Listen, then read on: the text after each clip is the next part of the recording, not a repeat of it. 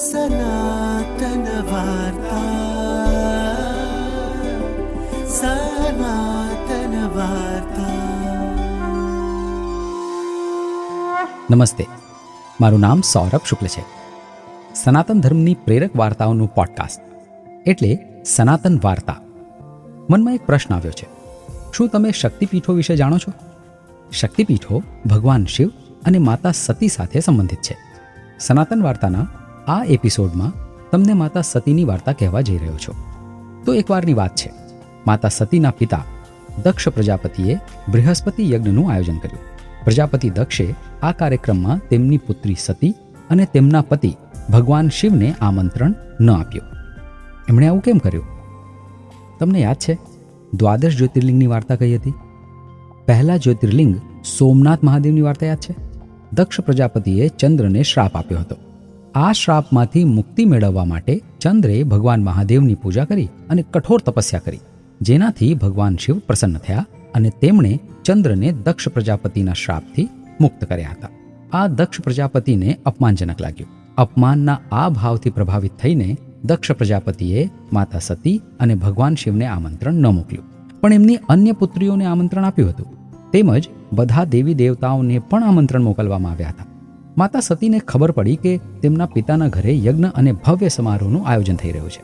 ત્યારે તેમના મનમાં યજ્ઞ જોવાની ઈચ્છા જાગૃત થઈ.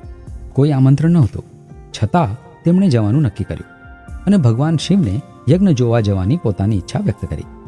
ભગવાન શિવે કહ્યું કે આમંત્રણ ન મળ્યું હોય તો પણ જવું યોગ્ય રહેશે નહીં, પરંતુ માતા સતીના આગ્રહ પર ભગવાન શિવે જવાની અનુમતિ આપી, પણ ચેતવણી પણ આપી કે આમ કરવું અયોગ્ય હોઈ શકે છે.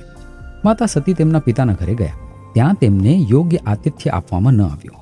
તેમની અવગણના કરવામાં આવી. એટલું જ નહીં, જ્યારે તે ત્યાં પહોંચ્યા ત્યારે તેમને અપમાનિત કરવામાં આવ્યા. સાથે સાથે દક્ષ પ્રજાપતિએ ભગવાન શિવનું પણ અપમાન કરવાનું શરૂ કર્યું. માતા સતી પોતાના પિતાના આ વર્તનથી ખૂબ જ દુઃખી થયા. તેમણે પોતાના પિતાને તેમના પતિનું અપમાન ન કરવા વિનંતી કરી, પરંતુ તે અટક્યા નહીં. માતા સતી માટે તેમના પતિ ભગવાન શિવ વિરુદ્ધ નિંદા અને અપમાનના શબ્દો સાંભળવા અસહ્ય બની ગયા. ભગવાન શિવે ચેતવણી આપી હતી કે જો કોઈને આમંત્રણ ન મળે તો પણ જવું અયોગ્ય રહેશે, પરંતુ માતા સતીએ તેમની વાત સાંભળી નહીં અને અત્યંત હઠપૂર્વક આગ્રહ કરીને તેમની પાસેથી પરવાનગી લીધી હતી. માતા સતીને આ વાતનું પણ દુઃખ હતું. આ બધું એટલું અસહ્ય બન્યું કે માતા સતીએ યજ્ઞકુંડની અગ્નિમાં કૂદીને પોતાનો જીવ આપી દીધો. એમ તો ભગવાન ભોલેનાથ શાંત રહે છે, પણ તેમના ક્રોધની અગ્નિથી કોઈ બચી શકતું નથી. જ્યારે તેમને આ સમાચાર મળ્યા કે માતા સતીએ યજ્ઞમાં કૂદીને પોતાનો જીવ આપ્યો છે, ત્યારે તેઓ ખૂબ જ ગુસ્સે થયા અને ત્યાં પહોંચી ગયા. તેમણે પોતાના ગણો અને વીરભદ્ર જેવા અતિ સાહસી યોદ્ધાઓ સાથે મળીને યજ્ઞનો વિધ્વંસ કર્યો અને દક્ષ પ્રજાપતિનો વધ કર્યો. ભગવાન શિવનો ક્રોધ હજુ પણ શાંત થયો નહોતો. ભગવાન શિવ માતા સતીના મૃતદેહને લઈને સમગ્ર બ્રહ્માંડમાં ભટકતા અને ઉગ્ર નૃત્ય કરતા ફરવા લાગ્યા. આખા બ્રહ્માંડમાં ભય ફેલાઈ ગયો. દેવતાઓ, ગંધર્વો, કિન્નરો, પ્રાણીઓ અને પક્ષીઓ બધા સહાયતા માટે ભગવાન વિષ્ણુને પ્રાર્થના કરવા લાગ્યા. બધાને લાગ્યું કે સમગ્ર બ્રહ્માંડનો વિનાશ નિશ્ચિત છે.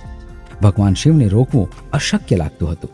તે જ સમયે ભગવાન વિષ્ણુએ તેમના સુદર્શન ચક્રથી માતા સતીના શરીરના અંગો કાપી નાખ્યા.